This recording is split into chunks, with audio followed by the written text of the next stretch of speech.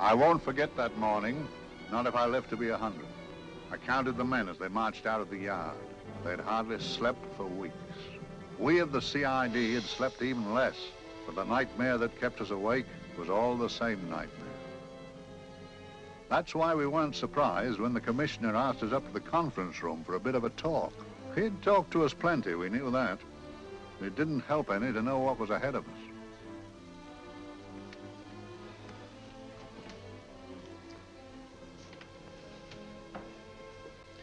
Must we have that window open, Gregson? Oh, shut it if you want to. Chief will be in enough of a temper without having a ruddy blast down the back of his neck.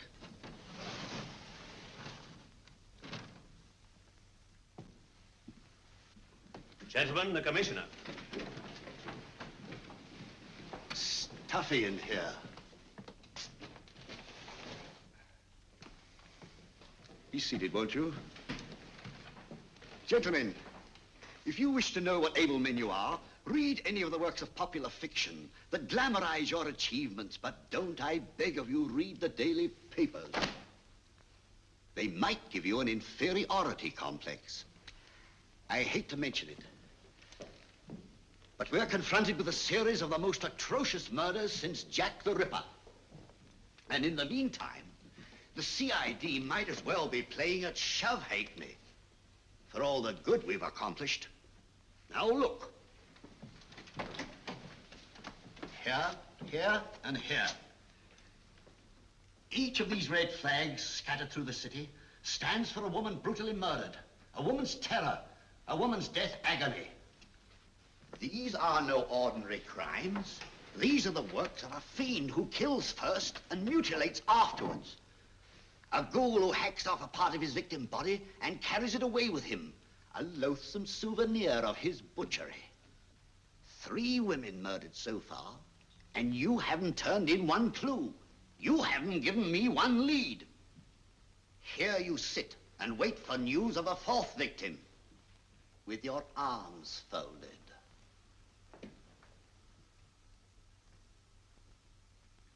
Well, we hadn't long to wait. It was down Lambeth Way where a young woman was hurrying home late last night. She saw something and stopped. It was a constable. He spoke to her and he walked along with her, just in case. He saw her go down the stairway to the basement lodging where she lived. We can only surmise what happened after that.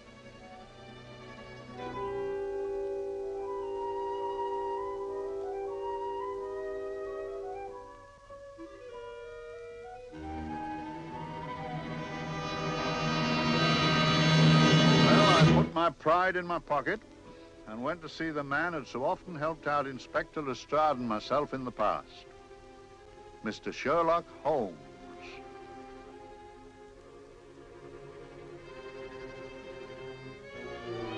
If ever a man needed help, I did.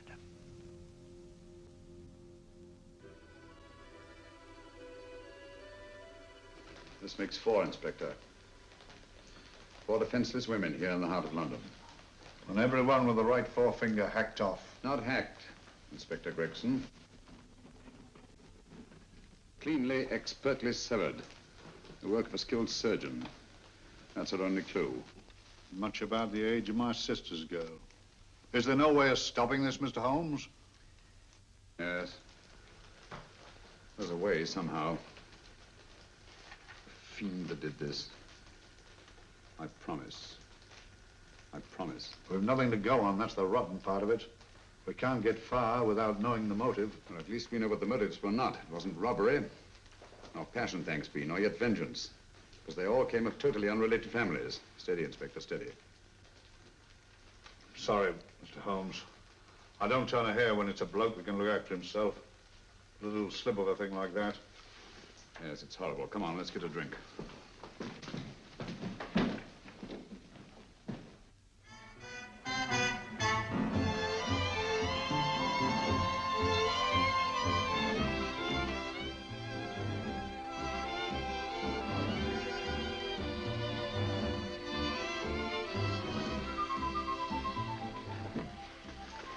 Good evening, Mr. Holmes. Good evening, Vincent. Whiskey and soda, please, and a double for my friend here, Inspector Gregson. Very good, sir. Make mine Irish. Decent of you to give me a hand with this thing, Mr. Holmes. Always a pleasure to be of help to Scotland Yard, Inspector. Little out of my line, looking for a maniac who murders just for the fun of it. Or perhaps just to get a human finger. In all 4 cases, the murderer risked capture by stopping to secure a finger. Wonder what for? Who knows? He's just a madman. Perhaps there's method in his madness. If we could just trace those missing fingers. If we could just drain the English Channel, we might find a penny. Huh? Oh, thank you. You may keep those, Mr. Holmes. Thank you.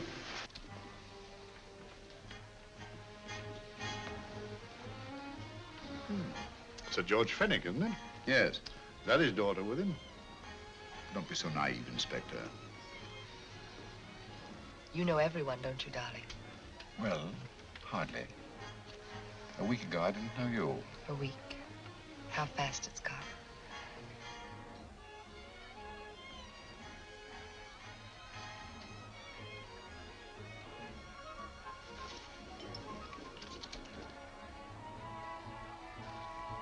I collect these things. How very quaint of you. Shall we go? Yes.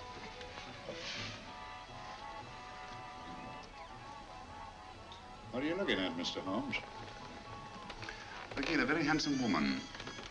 Not for want of the purple, but giving an excellent imitation. Would you like to come to my flat for a nightcap? Lovely idea. Yes, isn't it?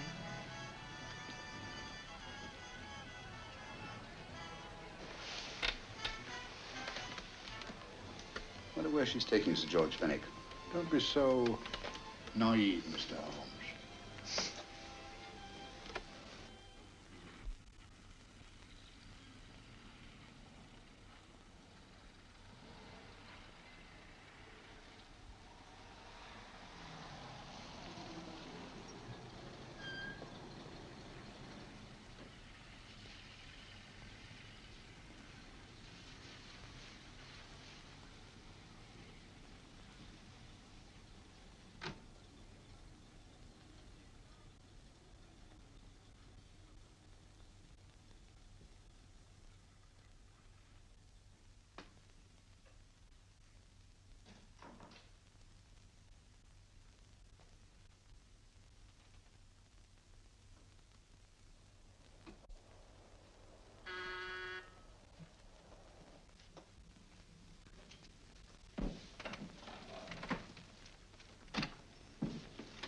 Good evening, Mum. Hello, Grandon. Any messages? No, Mum.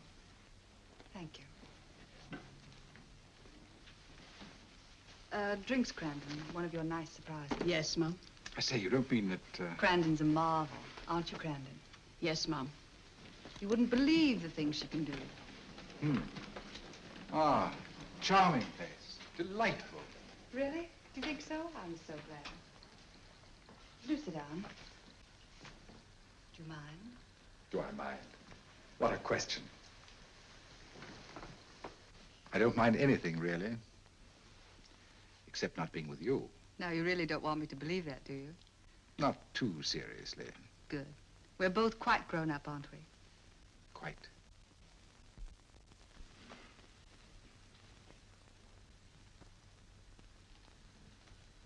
You're a treasure, Grandon.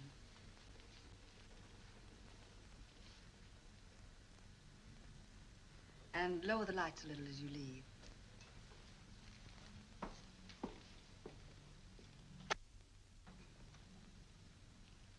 I prefer a more flattering light.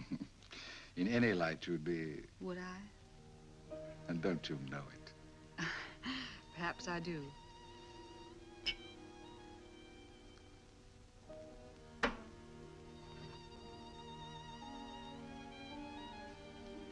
Oh, that priceless woman.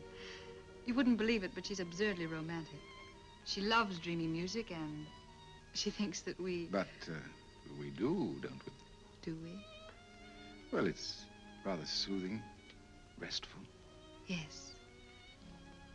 And we all need rest at times, like tired children who've played too long.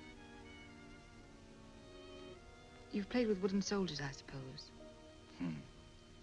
Funny. Hadn't thought of that for years. Toy boats were my special joy. Anything I could set afloat anywhere. Like this. And this. Toy boats sailing into the Never Never Land. The land of beautiful dreams. Look. Look, odd, isn't it, how the light is reflected? Little specks of light that move and move. Like stars on a slowly moving stream.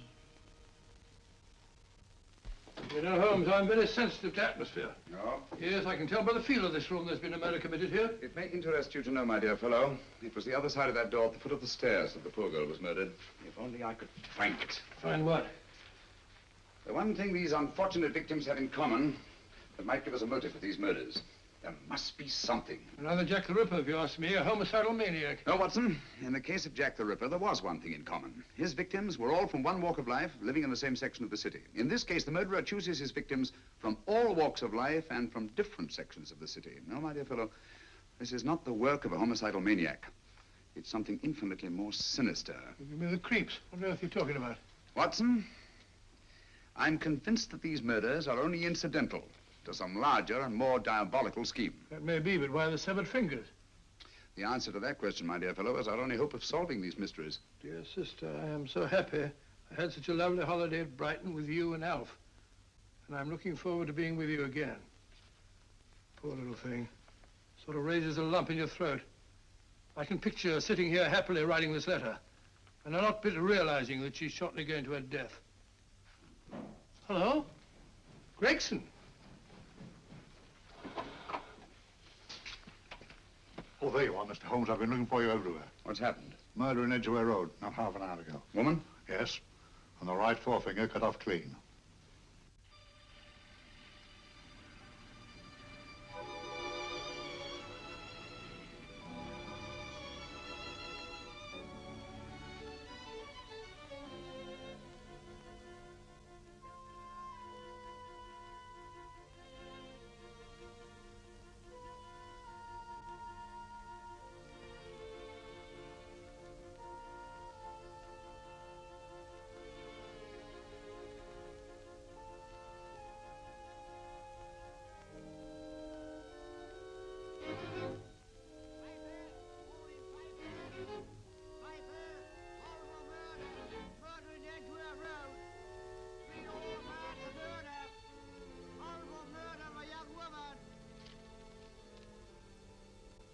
Papers! Horrible murder, papers, all about the murder. Morning papers, all about the murder. Papers, horrible murder. Another young woman found murdered, papers here. Horrible murder, papers, papers, read all about it. Get your papers, murder in Edgware Road. Horrible finger murder. Shocking murder, murder in Edgware Road. Horrible murder of a young woman. Read all about the murder.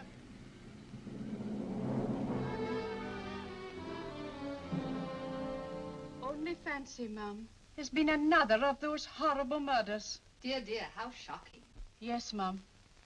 I really don't feel quite safe here myself. Oh, dear.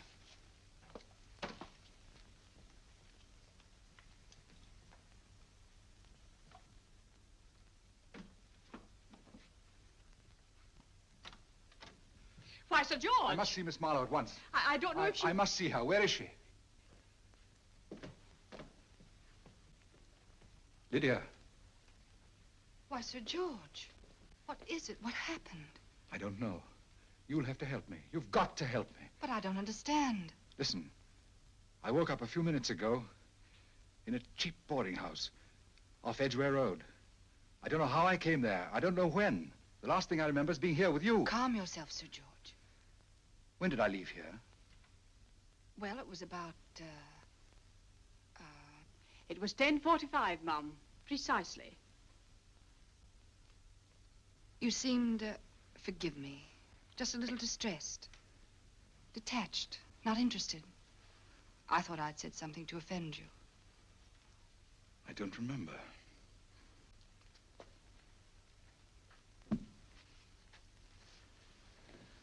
I can't remember. Tell me, has this happened to you before? Before? Well, there is such a thing as amnesia, you know.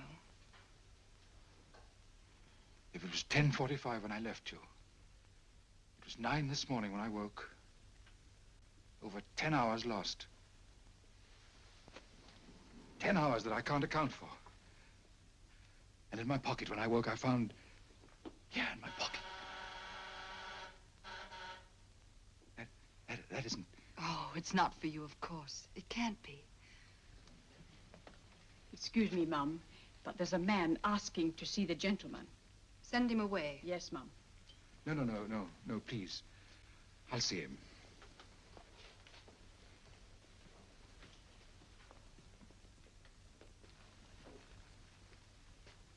Well? Delightful room. Not much like the place you woke up in this morning. You followed me here? Yes. Are you a detective? Oh, no. Quite the contrary. Don't be afraid, Sir George. You know my name? Oh, yes. A very old and highly honored name. And being the bearer of such a name, and also a very wealthy man, I thought you might care to possess yourself of this trifle. Rather than let it fall into the hands of the police. It is yours, if I'm not mistaken. The initials, GF. Where did you get this? It came out of your pocket. I saw it fall, but you never noticed. You were very busy, bending over something with a knife. Then you put something in your pocket.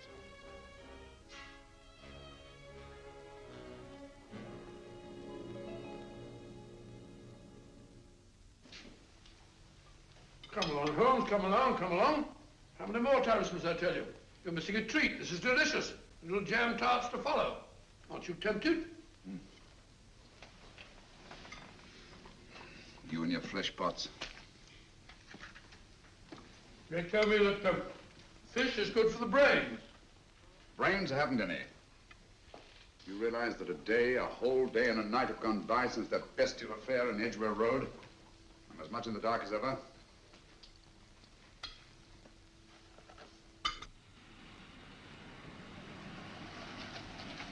Hello, here comes a client, unless I'm very much mistaken.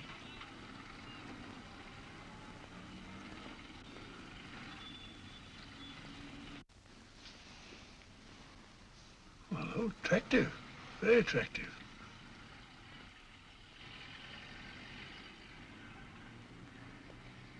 Obviously, she left home under the stress of some very great emotion. How do you know that? She isn't wearing any gloves. A startling omission in a young lady of fashion. Oh, she didn't put her coat on. Open car, too.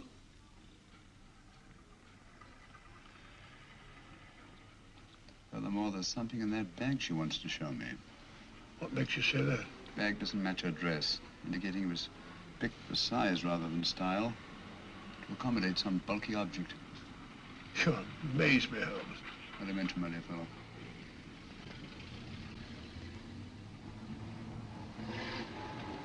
Well, that's interesting. What is?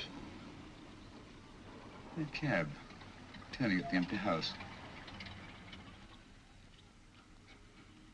I wonder why he followed her here. Oh, wouldn't you? Quite possibly with glasses.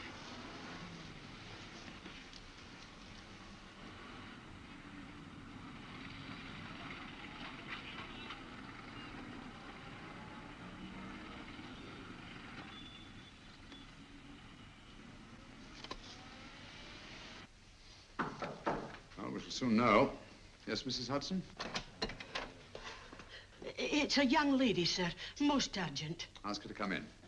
Go right in, miss. Mr. Holmes? Yes, this is my friend, Dr. Watson. How do you do? How do you do? Mr. Holmes, you must excuse me, please. Yes, well, won't you sit down? Come along. May I? It's quite all right. Thank you.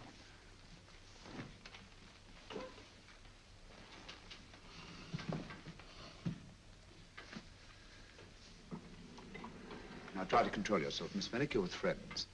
You know my name? No magic, I assure you. I've often seen your picture. You're the daughter of Sir George Fenwick, aren't you? Yes. It's about my father that I... What about your father, Miss Fenwick? Oh, I don't know what to do. He's always been the nicest, dearest person. Only since Mother died. Yes, but we know. So I didn't think anything of it when he was away all night before last. But he didn't come home until yesterday at tea time. Didn't come in for dinner at all. Just paced up and down in the library hour after hour. I begged him to let me in, but he wouldn't. Steady, steady. Now take your time. I couldn't sleep a wink last night. Then I started hearing things. Hearing things? What sort of things? I heard someone in the garden underneath my window. Then I saw a figure moving down the garden path. And I recognized my father. Stealing through his own garden like a thief.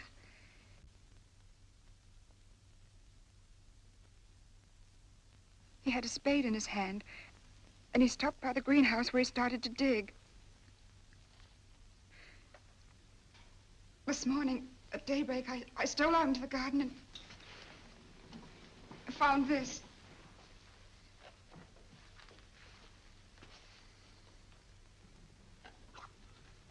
A finger. A human finger. Bring up Scotland Yard, will you, Watson? Ask them to get hold of Inspector Gregson and tell him to meet us at once at George Fenwick's house, Kingston. Operator, get me Scotland Yard quick. Where's my father, Norris? He's still in the library, miss. Thank you. We'll see him right away. Will you come with me, please? Thank you. I got your message, Mr. Holmes. Yes, indeed. Dad, may I come in? Dad. It's funny.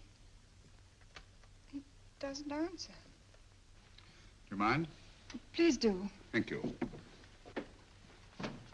Watson, quick. Oh, Come along, my dear. no. Take charge, Miss Fenwick, please. Sorry, sir. Now, miss, please. Please come along with me.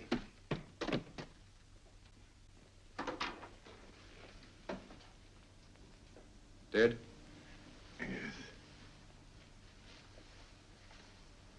What do you make of it, Doctor? Shot in the back, between the second and third ribs. The bullet undoubtedly penetrated the heart. Look at the powder marks on his coat. I was afraid of this. What do you mean? Don't you remember the man in the cab who followed Miss Fenwick to Baker Street? Well, you don't think he had anything to do with it, do you? I think it's reasonable to assume that he tipped off someone that I'd been sent for. Sir George has obviously been murdered to keep him from telling me what he knew. What was the weapon used? Small caliber revolver, point blank range by the look of the wound. The murderer came in through those French windows. The mud from the garden he brought in his boots. Sir George must have surprised the intruder. Passed the room to him here. What follows we can't tell. But from the location of the wound, I'd say that he turned his back for a moment, and as he turned, the muzzle of the revolver was placed between his ribs and one muffled shot fired. And you mean to say he kept on going, even after he was shot? There's no doubt about it. Look there. The trail of blood leads us back to the desk. There's something Sir George was after. Something. I know. He was trying to summon help, poor chap. I don't think so, Watson. There's the bell pull by the fireplace. No, you'll notice from the trail of blood that Sir George made straight for this desk here. I wonder, there was something he was desperately anxious to get. Hello.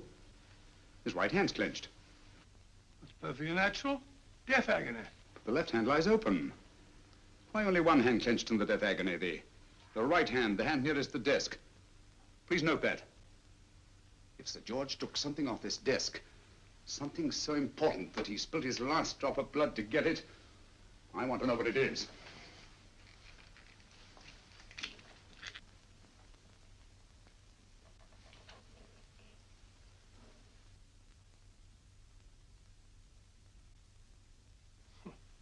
Nothing but an ordinary match folder. Where does that lead us? I imagine to something very important, Gregson. This match folder's from Pembroke House. Why shouldn't it be? He was there, you know. We saw him yesterday. Yes, but the effort he made after he was shot to get hold of this match folder. It's just possible he wanted someone to remember Pembroke House.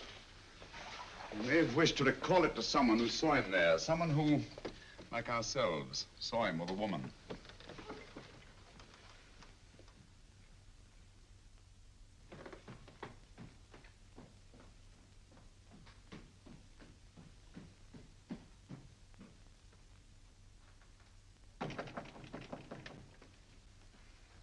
Come in. Oh, Dr. Watson, this came by hand for Mr. Holmes not 10 minutes ago. Thank you, Mrs. Hudson. That would be the report from Mr. George's bank. Report from Sir George. Oh, really? Don't you remember his daughter told us that he'd just closed his account?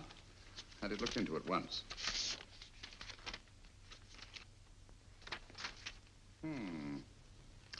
He drew out his entire balance in cash, nearly £10,000, yesterday, just after that young woman was murdered. What does that suggest to you, Watson? But he paid it out to someone. Precisely. I smell the faint, sweet odor of blackmail. You don't think he paid it out to someone who saw him murder the McLean woman? Sir George never murdered anyone. But he did have that woman's finger, and he evidently did have and pay out a lot of cash. That's the terrifying part about blackmail, Watson. The victim is afraid to fight the accusation, no matter how false. Once the accusation is made, his name is smeared, and sometimes his life is ruined. Well, Sir George didn't commit these murders. What fiend did? I rather think they're not the work of any one man. Oh, come, Holmes. You don't expect me to believe there's a whole organization going about killing people and chopping off their fingers. No, it's possible, quite possible. Well, whoever's behind all this thing must be out of his mind. On the contrary, my dear fellow, if my assumptions are correct, this little scheme has behind it the most brilliant and ruthless intellect the world has ever known. You don't mean Professor Moriarty? I do. Oh, steady, Holmes. You've got him on the brain. This is the third time in as many months you've suspected him of unsolved crimes. He's dead, you know. Is he? Is he? You know he is. He was hanged in Montevideo, well, over a year ago. I know that someone was hanged in Montevideo under that name. But I'll stake my reputation that Moriarty is alive and here, now in London. Hello? Yes, but Dr. Watson, wait a minute. Me? Oh, yes? This is Dr. Watson speaking. No, I'm afraid I've retired. I don't practice anymore. What? Oh, that's a different thing. An emergency case. Well, just a minute. Yes? Yes, well, see, she's not moved. Remember that? Don't touch her till I get there. Fractured case in McCardle's Mews. Heavy woman. 14 stone. Oh. Look at it. Dust. 14 stone. Just the sort of person who would hoist herself up on a stool to feed the canary. There ought to be a law against fat people keeping little dicky birds. Well, so long, old man. I shan't be very long. Haven't used that bag since I brought little Amelia. What's her name in the world? She grew up to be a very unattractive child. Oh, who wouldn't with a name like Amelia? Oh, Amelia. Amelia.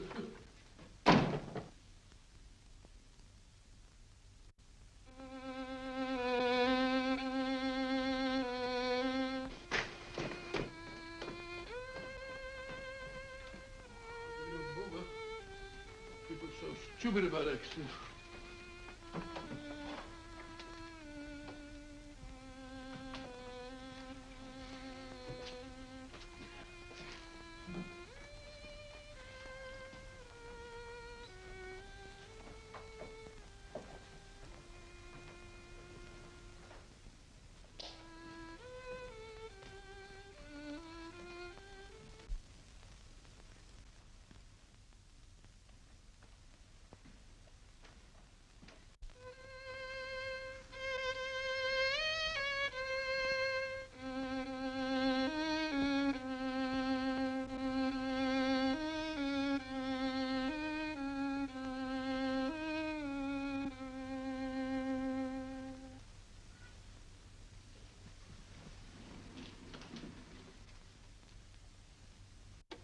Oh, Professor Moriarty. Not that I wish to appear inquisitive, but to what am I indebted for the pleasure of this visit? Scotland Yard will be interested. It's very convenient for me to have Scotland Yard think that I'm still dead in Montevideo. I never dreamed of fooling you. Thank you. The thought occurs to me, Mr. Holmes, that there are some advantages in living within the law. You're very comfortably fixed here, aren't you? As I get on in life, the little comforts appeal to me more and more. Oh, I beg your pardon. Won't you sit down? Thank you.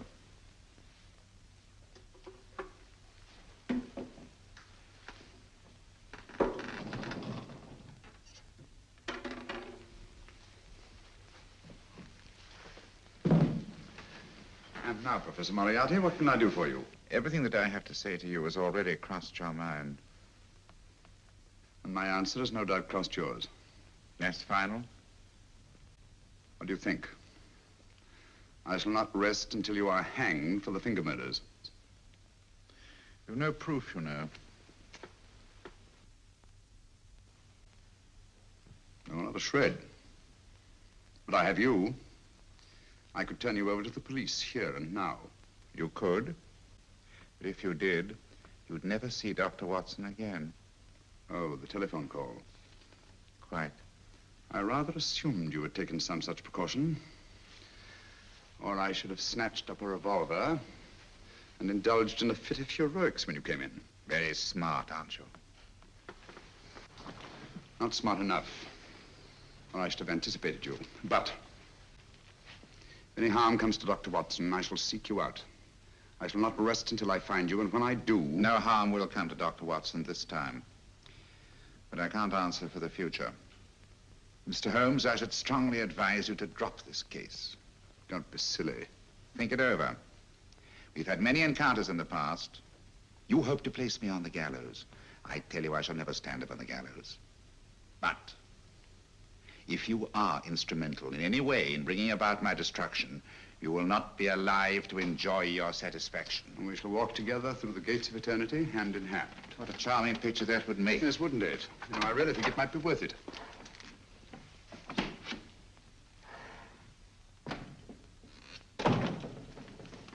Shoelaces, Governor? Tuppence a pair. And strong enough to hang yourself. How many more times must I tell you I don't want your filthy shoelaces or your company? Shoelaces, Governor? Blasted impertinence. Run along, my good man, or I'll give you in charge. Shoelaces, Governor? Shoelaces, Governor? Help a poor bloke. What's only got one arm? Any luck with Mr. Holmes? You can read his obituary in tomorrow's papers.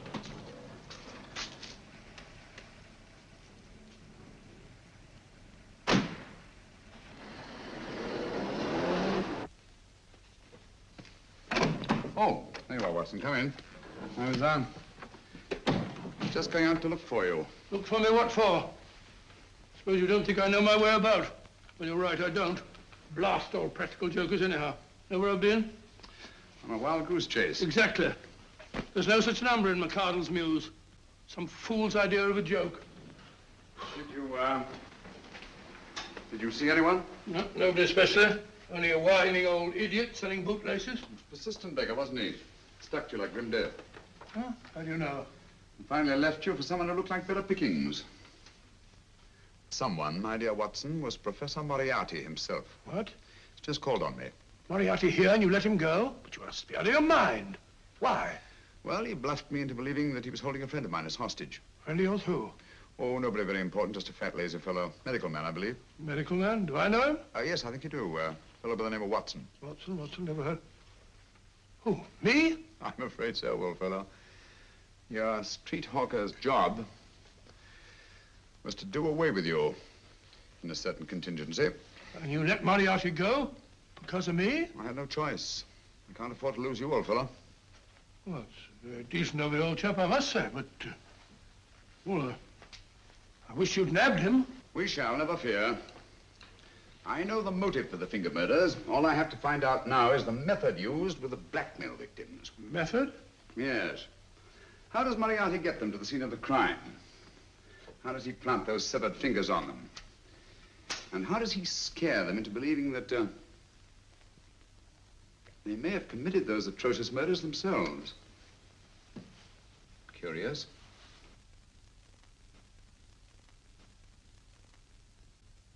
Very curious. Huh? Curious? What's curious? That window in the empty house across the street. First floor front. Huh? What's wrong with it? It's open. Why shouldn't it be open? Well, it wasn't open half an hour ago. I'll stake my life on that. Oh, that's not our business. Let it stay open. I wonder if you'd go over, old fellow, and see what's the matter. Oh, trespassing.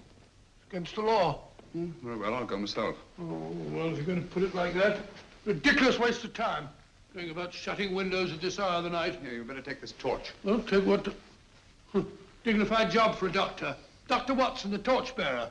And what do you propose to do? Sit in a comfortable chair, I suppose, and read a good book. That's a very good idea. Yes, very good idea. While I play night watchman, you have a nice read. Mm-hmm. Good night. Have a good time. Have a good time? What do you mean, have a good time?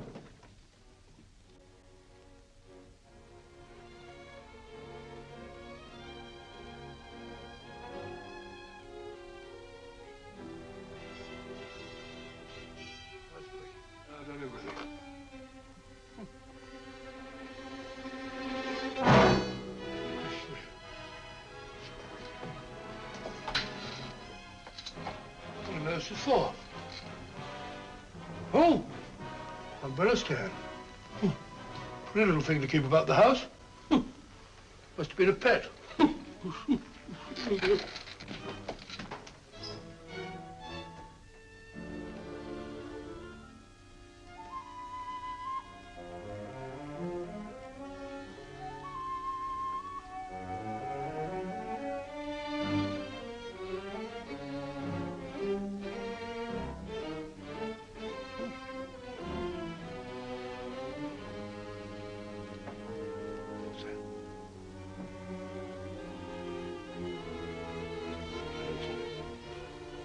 Rat rubber.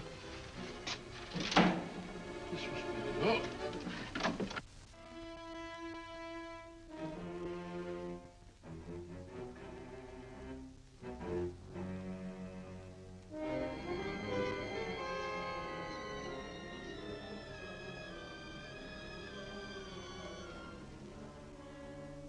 While he sits comfortably reading a book.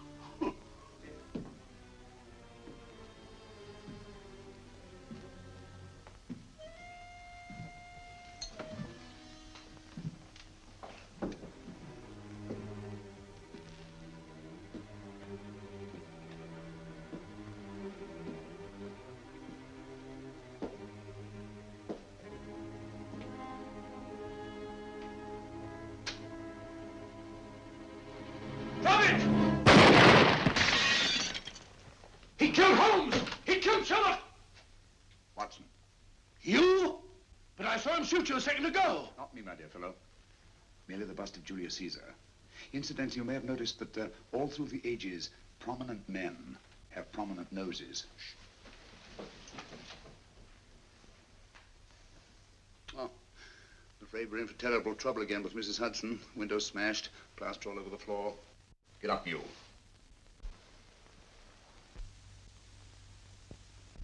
Corporal Williams, Middlesex Regiment. Discharged from the army as physically unfit. Yeah. Papers seem in order.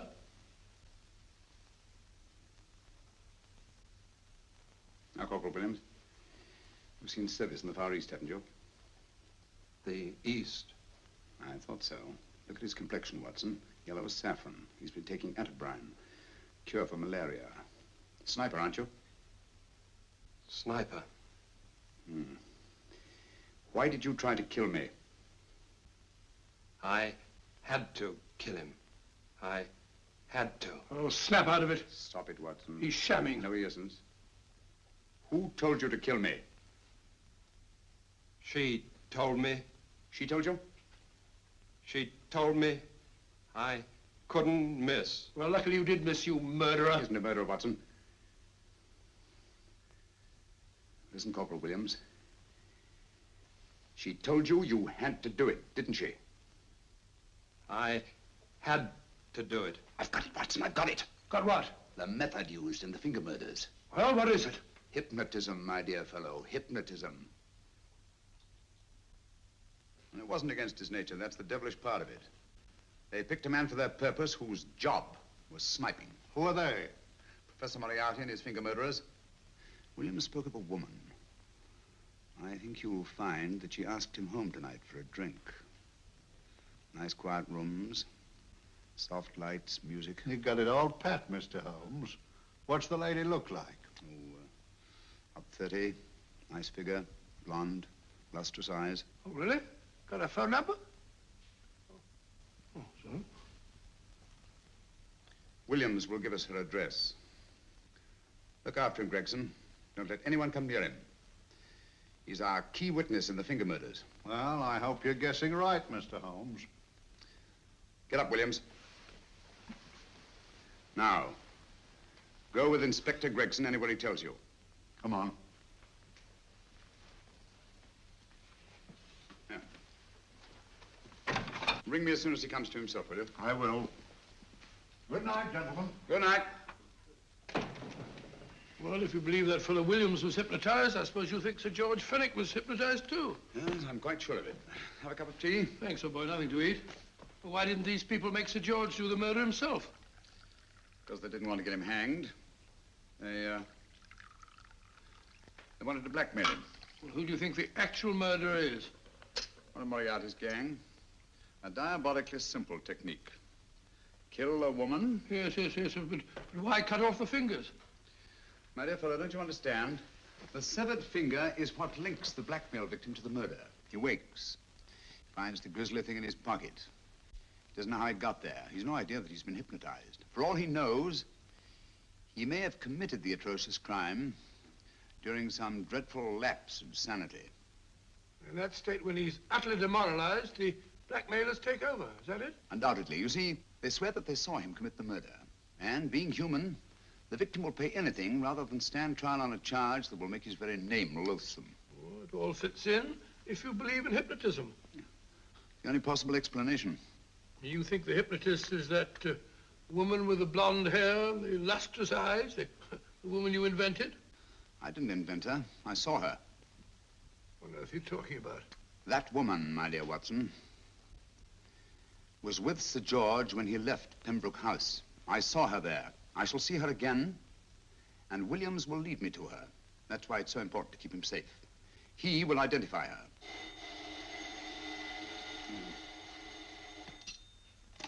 Hello? Yes? Inspector Gregson? What? I'll get every constable in the district. Yes, I'll be over at once. What's happened, Holmes? Williams is missing. Great Scott! Come on.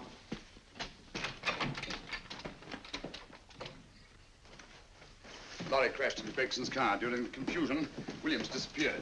Escaped, eh? No, kidnapped. To keep him from talking when he came to. You don't think that Moriarty... With Moriarty, anything is possible.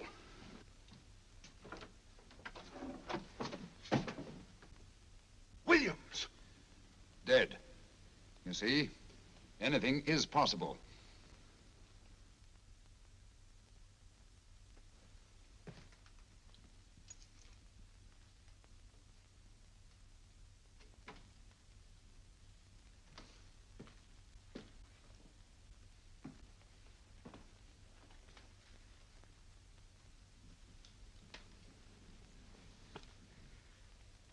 Oh, good morning, Professor Moriarty. You startled me. I'm dressing another dolly, a dear little nurse. Is there anything wrong with your finger? Just a splinter. Nasty things, splinters. Most trying. One can't be too careful, but I'll get it out for you. I have the very instrument to help you. Sharp enough to split a hair. Put those tools away until they're needed. But they're not tools, sir. They're instruments. Put them away. Is Lydia in? Yes. But really, you should let me. Get dressed. Holmes and Watson just left Baker Street for the Mesmer Club. Mesmer Club? The meeting place of all the top hypnotists in London. Do you suppose that Mr. Holmes is onto our method? If he suspects, it's merely a suspicion. It's our business to see that it ends there. I hope you're right. Williams passed away before he could talk, remember? What do you want me to do? Go to the Mesmer Club, meet Holmes, and induce him to come back here. Isn't that a bit dangerous? Every meeting with Sherlock Holmes is potentially dangerous. However, you say he didn't see your face at Pembroke House. And how would you suggest I get Mr. Holmes to accompany me here? Kidnap him? Oh, no. Holmes has one weakness, his insatiable curiosity. If you can arouse that, you can lead him anywhere. It's up to you to take advantage of any opportunity that may arise. This way, please, gentlemen. I'll tell Dr. Onslow that you're here. Thank you. This is the Mesmer Club. If you ask me, hypnotism is a lot of mumbo-jumbo. Oh, come now, Watson. As a medical man, you must admit that hypnotism has its place in modern science. That may be, but 90% of hypnotists are crooks of the worst kind. Nothing more than a lot of charlatans exploiting weak-willed morons. Ah, Dr. Onslow, I believe. Happy to meet you, Mr. Holmes. Your brother Mycroft suggested I might be of help to you. He's a valued member of our little group of charlatans and crooks. Oh, beg your pardon, sir. I didn't know you were listening. Behind the curtain. My friend, Dr. Watson. Oh, delighted. How do you know? I wonder now. You see, we're in the midst of a little experimental session at this very moment. If you'd care to join us. Oh, certainly, certainly. That'd be very instructive. Oh, well, will you follow me? Thank you. Why should I know then what behind the blasted curtain? In treating his patients. But today, the therapeutic value of hypnotism, as we now call it, is conceded by innumerable physicians. Especially is it of value in surgical cases where the administration of local or of general anesthetic is inadvisable. Inadvisable poppycock. Oh, sorry. For the sake of latecomers, I may say that I have placed this subject under profound hypnosis. In this condition, he can feel no pain, even under applications which normally would be excruciating. Excruciating? You excuse me, please. Carter, you are having a peaceful sleep. You feel nothing. Your arms and your hands are without sensation. Mowbray, the long needle.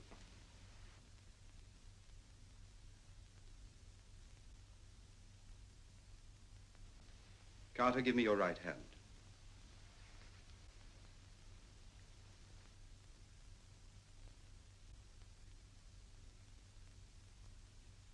As you observe, the needle has been thrust completely through the subject's hand. No feeling, no pain. This lack of feeling is the one infallible test of profound hypnosis. Nonsense. Fellow's full of drugs. Oh, isn't he? Definitely not, Doctor. Wake up, Carter, wake up. You feel well and rested, remember. No pain anywhere. Wake up, wake up. I say, when are you going to begin? All through, Carter. Stand up. This way, sir. And, are these all the people that come here? Oh, no. Others keep dropping in all the time. I suppose it's all right for those who believe in it, but of course, I'm a professional man myself. Then you don't believe in hypnotism, Dr. Watson? Oh, I don't deny that there are certain types of hysterical, feeble-minded people who go under if you point your finger at them. But anyone with an ounce of character... How right you are. You see right through our little artifices, don't you, Doctor? Right through, my dear sir. Right through. Quite so. But with the feeble-minded, as you say... excuse us, Mr. Holmes. Certainly. Step over here, won't you? Certainly, sir. Anything to oblige. Let me show you how easily we charlatans take advantage of them. Now, sit down, Doctor. Now, we set a thing like this in motion.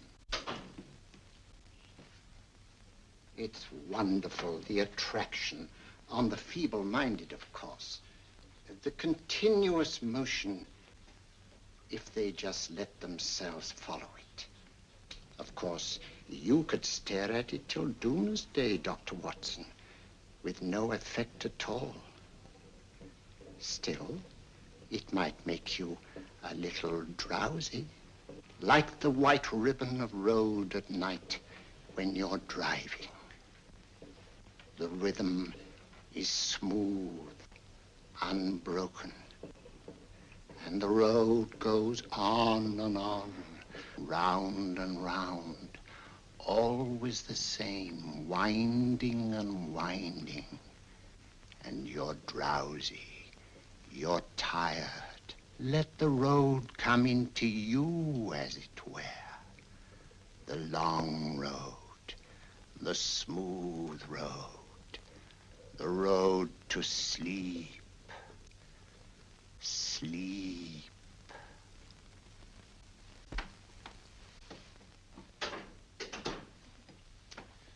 Open your eyes. Stand up. Turn around. And now, Dr. Watson, you're on a holiday in Scotland. The country is amazingly beautiful. We're coming to a stream. It isn't deep. Better take your shoes and socks off.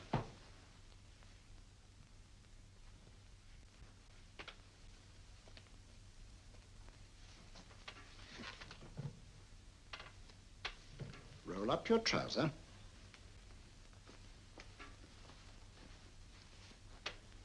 That will do. The other leg is waterproof. Turn around. Mind the pebbles.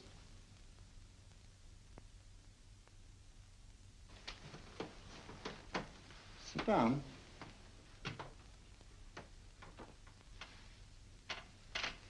Wake up now.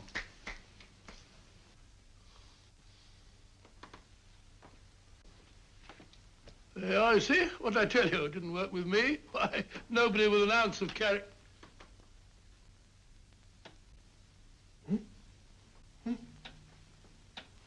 I think you'll need these.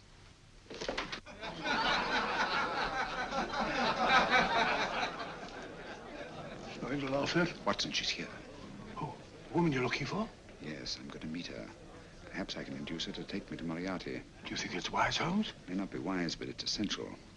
After all, I've held me on with Moriarty in the past. But isn't it dangerous? She might be a hypnotist. If my will isn't stronger than hers, I deserve to be hypnotized. Shh. I feel I must protest, Dr. Onslow. I was told this was a gathering of serious students of a great science, and I find myself in a company of buffoons. Oh, my dear madam. Elliot's and Esdale Braid. Were those men martyrs for the truth, that you may laugh over your childish, cruel tricks? I must say I'm in complete agreement with you, madam. This was most unnecessary performance, Dr. Onslow. Beg your pardon, sir. My name is Holmes, Sherlock Holmes. At your service, madam.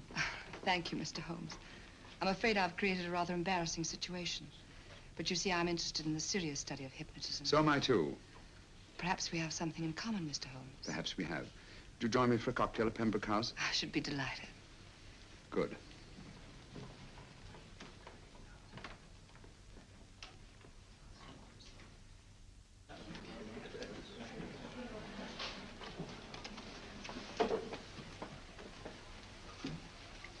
Thank you. I didn't know there was such a pleasant place in London. It was so nice of you to suggest our coming here. I thought a little picking-up would do us good. You mean you thought I looked... I like the way you look. Thank you. I suppose I did lose my head a little at the Mesmer Club. But you see, hypnotism is almost a religion with me. I know so well what it can do to help, heal. And I can't bear to see it used for trivial purposes. I know very little about it. That's why I went to the Mesmer Club. You see, I'm rather puzzled just now with the case that I'm working on. How fascinating. Tell me about it. It's the murder of Sir George Fenwick. Fenwick? Who's he? Quite a well-known figure. Odd now I come to think of it. Last time I saw Sir George was here at Pembroke House. Strange. Yes, isn't it? He was sitting, I believe he was sitting at this very table. Cigarette? Thanks. Do go on. There was a charming lady with him. He was lighting a cigarette.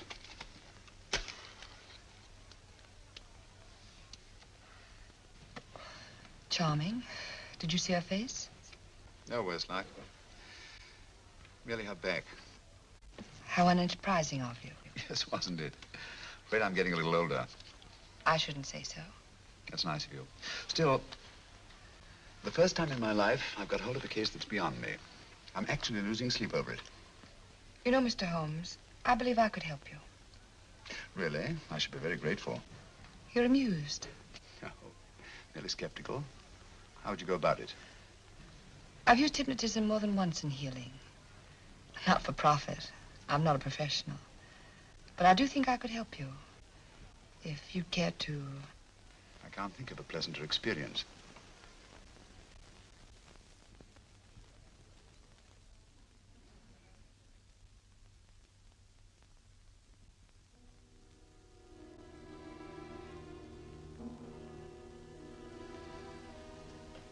Low lights, music, is that all there is to it?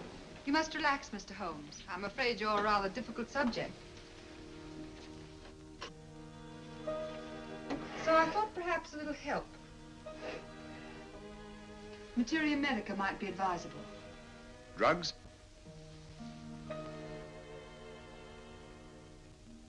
No, I'd rather not, if you don't mind. As a matter of fact, I'd rather not myself. But Schrenk-Notzing, he practiced in Munich, you know. Believed it the best means for difficult subjects. Do you mind? Well, as a matter of fact, I don't approve of sedatives. Just as you wish. We don't have to go on with this at all, you know.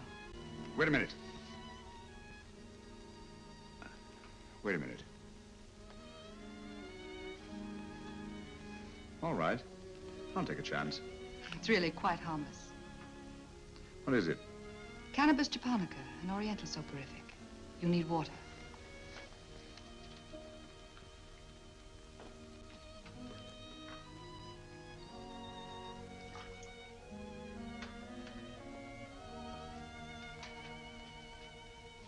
Thank you.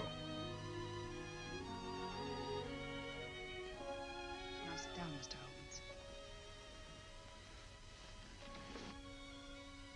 Holmes. You'll feel yourself growing drowsy. Don't fight it. Give in to it. Because you do want to sleep, you know. Just fix your eyes on this one white flower floating on the water. Empty your mind of every other thought. Follow the motion of the water. So smooth, not a ripple. Waters of forgetfulness. Steady, deep, strong. Strange, isn't it? How the light is reflected. Little specks of light that move and move.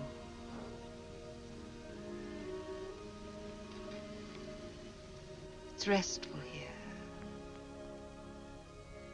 It's peaceful. It's friendly.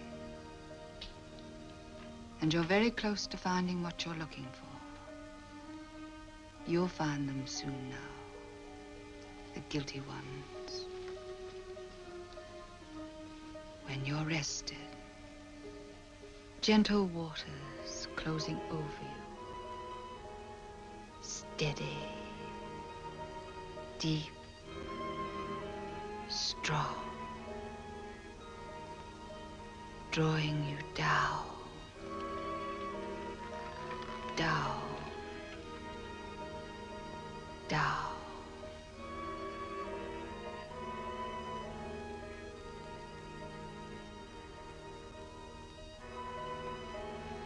Sleep. Sleep. Sleep.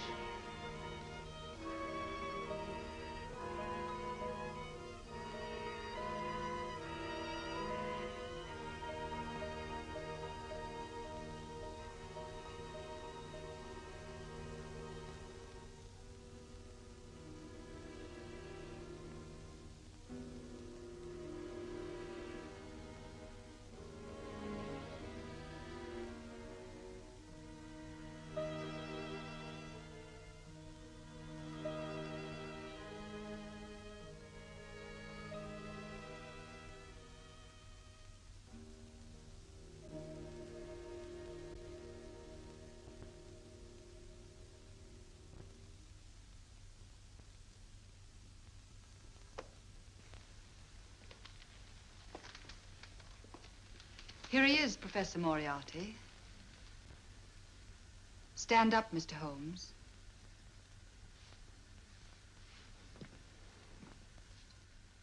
Open your eyes. Face this way.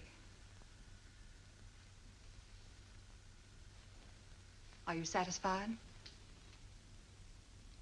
We are dealing with a clever man. He may be shamming. There's just one infallible test for profound hypnosis. You ready, Dr. Simnel?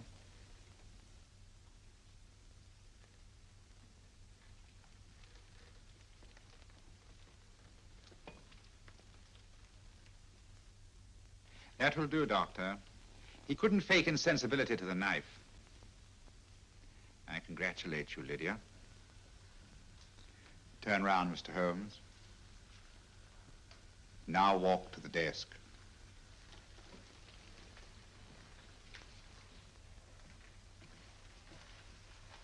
Sit down. Take that pen and write what I tell you to write. I have at last found a case which I cannot solve.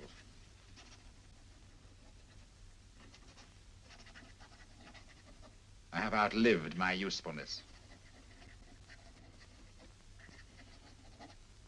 Therefore, I have decided to end my life.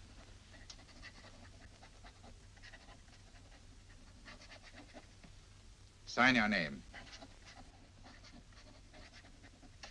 Now blot it.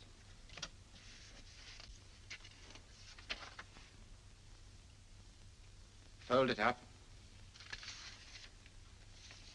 and put it in your pocket.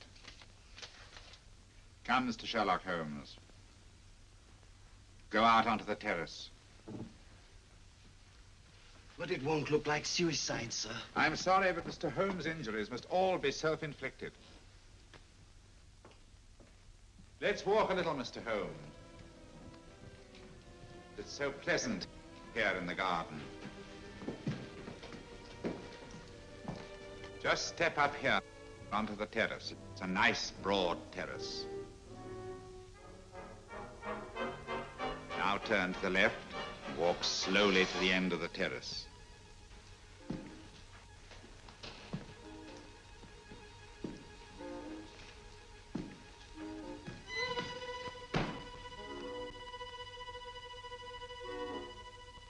Don't stop. You must walk to the end, you know.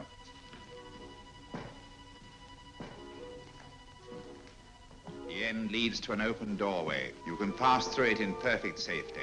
In the room beyond the doorway, you'll find what you've been looking for. Must you drag this on? This is the moment I've been anticipating for a long time, my dear. Go on, Mr. Holmes.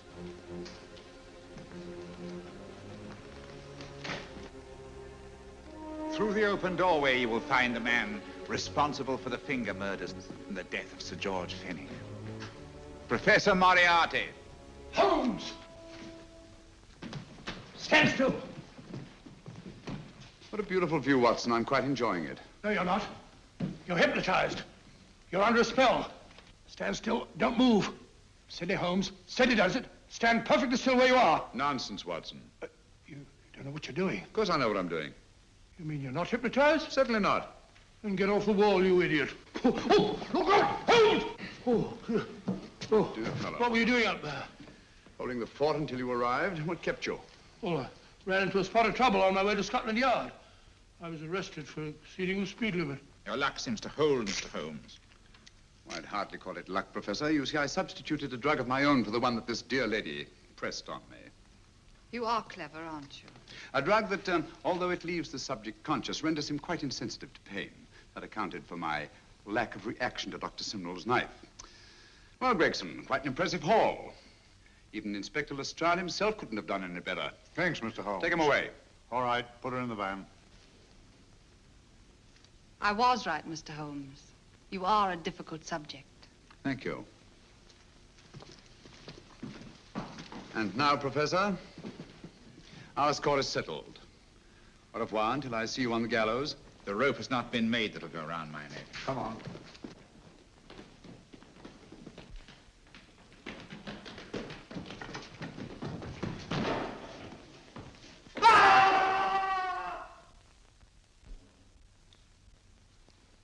take care of things, Mr. Holmes. Thank you, Inspector. Come on. An evil man, Holmes, but what a horrible death. Better than he deserved. What are you thinking of? I'm thinking of all the women who can come and go in safety in the streets of London tonight. The stars keep watch in their heavens. And in our own little way, we too, old friend, are privileged to watch over our city.